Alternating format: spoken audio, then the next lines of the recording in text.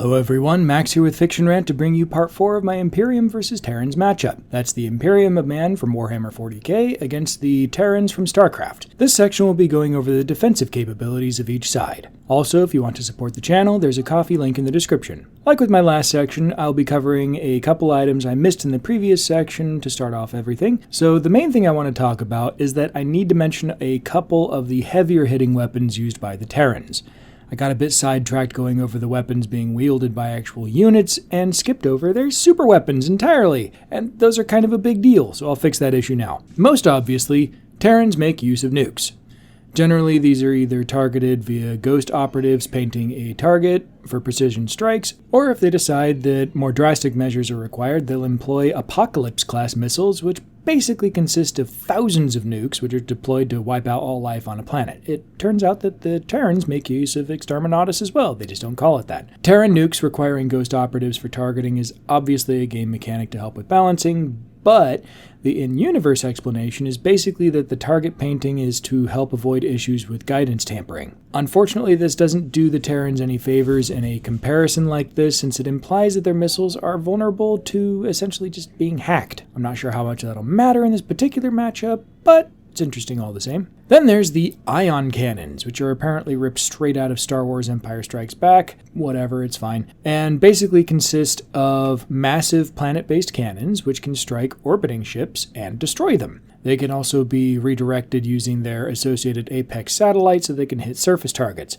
Strikes by these ion cannons are a little different from ion cannons you've undoubtedly seen in other media, in that these don't just cause a localized EMP effect. Rather, they overload the molecular structure of the targets, causing them to eventually hit critical mass and explode with the force of a nuke. This weapon is way scarier than Terran nukes or Yamato cannon in my opinion, so I'm glad I got called out on this one. Thank you, comments section. Alright, defenses. I'm going to start with Imperium soldiers. Imperium guardsmen utilize flak armor, which is pretty analogous to modern-day body armor and is effective at protecting soldiers against small arms, shrapnel, and nearby blasts. So basically, against the insane weaponry of both the Imperium and the Terrans, they might as well not be wearing any armor at all. Astartes Space Marines, on the other hand, have their power armor, which provides a ton of protection. The composition of the armor varies, but generally the suits are made of some combination of plasteel, ceramite, and adamantium being less common, which renders them immune to small arms fire from normal weapons and highly resistant to other kinds of damage. The armor also comes standard with medical devices and strength augmentation systems, which augment the gene seed modifications that Space Marines themselves have and make them just absolutely incredibly resistant to damage if their armor fails to protect them completely.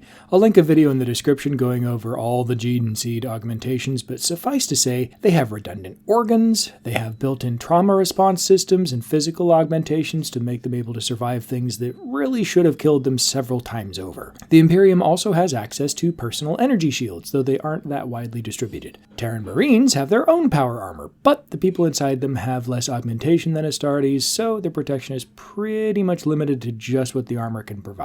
There's multiple varieties of armor again that are more or less advanced or specialized for specific tasks perhaps, but all utilize NBC or nuclear, biological, and chemical shielding, life support, automatic narcotic distribution in the event of injury, and of course heavy armor, which is capable of stopping all small arms fire except for that of needle guns, which is a Gauss-powered small caliber rifle specialized for penetrating armor. Unfortunately, the limits of both Terran and Space Marine power armor are pretty unclear, and even trying to figure that out based on the damage they take from their enemies is really difficult because the weapons everyone is using is just crazy. As a judgment call though, and based on some math done by the content creator Marcus Vance, I'm going to say that Space Marine armor would resist fire from Terran Impaler rifles, but not for long. Those rifles are just crazy. Imperial Guardsmen, of course, wouldn't have any effective protection against the Terran Impaler rifles. On the flip side, Terran Marines would be fairly resistant to lasgun fire, though concentrated fire would still take them down. Lasguns aren't really meant for taking out armor. And standard bolter fire would have basically no problem taking them out since they're both armor-piercing and explosive, though they need good square hits to be one-shots. In fact, basically consider multiple hits are going to be required on either side. As demonstrated by their encounters with both the Zerg and the Protoss, Terran Marines aren't great at resisting melee attacks, so while I think that chain swords would work eventually, they're not really optimized for use against armored targets. That said, power fists and swords and such would be really great at taking out Terran Marines because they are optimized for going against armor, and yeah, they would just shred Terran Marines if you can get close. I'll also mention here that Ghosts, the special operatives and snipers of the Terran military, have the ability to maintain a personal cloak, though not for very long. They just run out of energy and have to recharge. Ghosts really aren't all that durable, they're just really sneaky. Moving on to ground vehicles. Both sides, again, use a variety of armored vehicles, and I have no reason to assume that their defensive capabilities differ all that much on a practical level. They're still heavily armored, immune to small arms, vulnerable to specialized munitions, that kind of thing. All that said, I'm still going to cover the 3 vehicles I touched on in the previous section, so that would be the Terran Thor, the Imperium Dreadnought, and the Imperium Titan. The Thor is protected by heavy composite neo-steel ceramic plates, which are modular to allow for easy replacement or exchange for lighter or heavier variants depending on need. This armor is designed to resist high-explosive, armor-piercing rounds, as well as energy weapons, and does a decent job at doing both. Bafflingly, though, the pilot still has big ol' windows to look through, which, despite being made of steel glass, definitely makes the cockpit an obvious weak point, and the cockpit's kind of gigantic. Why more sci-fi factions don't take the hint and just use cameras for everything, I'll never know. Even modern tanks have very minimal windows, and the ones that they do have are tiny. Whatever. In addition to their high degree of armored protection, Thor mechs also come with a immortality protocol, which is just a fancy way of saying they can self-repair in the field, as long as their hulls remain intact. Imperium Dreadnoughts, on the other hand, are simultaneously better and worse protected. On the one hand, their pilots are half-dead space marines who have been physically entombed in the mechs as a last hurrah leased on life and can remain entombed this way for thousands of years. All that to say, they don't have windows, which is a good thing in their favor.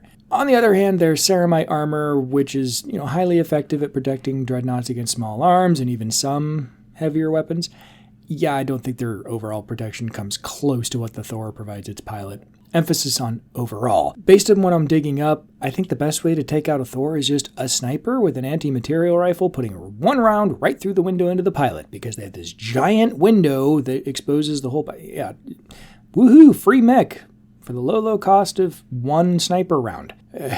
Alright, moving on. Titans are, again, crazy. I talked before about the Warbringer Nemesis class Titan, so I'll keep to that. The Warbringer in particular is interesting because their armor is relatively directional. That is, they have incredibly good protection on their fronts and relatively light armor on their rears. Notably, it's implied that even vehicle weapons have trouble inflicting any damage on these Titans from the front and need to utilize flanking tactics in order to actually inflict real damage. It's also important that these Titans come with AI, which can often identify and lock onto targets before the crews operating them are even aware of the danger. So they're kind of supernaturally aware of threats. Finally, some, though not all, Titans can be equipped with void shields. Void shields utilize warp-based technology to provide protection which is extremely hard to penetrate by ranged weaponry. Notably, this protection does not seem to extend to slow-moving targets or objects, so if you get in close with a void-shielded Titan, you can smack it all you like and the shields won't stop you. At range, the shields can be overloaded through sustained fire or by sufficiently large weapons such as those carried by other Titans. Exactly which Titan weapons can overwhelm void shields in this way is unclear, but as an upper limit, we can look to the Warbringer Nemesis Quake Cannon I talked about in the last section, which is powerful enough to set off powerful localized earthquakes. These cannons can tear apart enemy Titans in a single hit. I haven't done the math on this, but I'm pretty sure that setting off quote-unquote powerful localized earthquakes is the equivalent to a decent-sized nuclear strike, so in the context of this matchup, I'd guess that the Terran battlecruiser's Yamato cannon would be fairly effective against Titans, but the Thor particle beams would require more hits. Alright, moving on to air units. Terran air units aren't particularly durable, as all are lightly armored and none are shielded with the exception of the Wraith, which carries light shielding. Unfortunately, there's not a ton of information about the armor on Terran flyers since they're more focused on mobility and offense than tankiness. What Terran flyers do have is a collection of utility abilities that contribute to their defensive capabilities.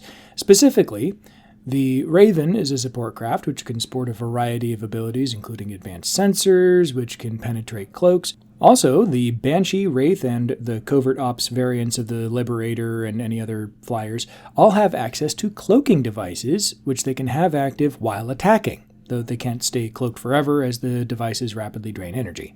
On the Imperium side of things, Imperium aircraft favor carrying massive amounts of firepower and transporting ground units over durability. As such, from what I can tell, none are particularly well armored. All I really got is that the Thunderbolt is more heavily armored and thus slower than the Lightning, which is super not helpful. That said, from what I can tell from their designs, it looks like all Imperium aircraft are at least turbojet powered, which means that they're all going to be decently quick, which, helps with avoiding fire. What they don't have are any significant stealth capabilities. Overall, I think the defensive capabilities of Terran flying units are better than Imperium ones. The ability to not only cloak but fire while cloaked is a pretty significant advantage for them. Finally, the space units. Again, I'll be talking specifically about the Imperium Retribution class battleship and the Terran Behemoth class battlecruiser. This time the defenses are pretty straightforward. Both have heavy armor, both have shields. The Retribution class has void shields, which were great against energy attacks but are useless against torpedoes and fighter strikes. Presumably the vulnerability to fighters is because the fighters can just pass through the shield and then attack the ship, since the shield doesn't really hug the hull and it just creates this big old bubble around the ship. Meanwhile, the Behemoth has force fields, which can project against projectiles and energy weapons, and even electronic surveillance. Bafflingly, though, force fields are useless against cloaked opponents, so they seem to be a hyper-reactive point defense system instead of a true form of shielding and are thus unable to protect against things they can't detect. All shields on both sides can be overwhelmed and penetrated given enough firepower. Alright, there you go. Defense is covered. Let me know in the comments if I mixed anything or misrepresented anything, or if you just want to join in the discussion. All comments are welcome. And as you heard at the beginning of the video, I am quite happy to be called out so I can fix mistakes. Again, I have a Ko-fi link in the description if you want to support the channel, and until next time, live long and prosper, and may the Force be with you.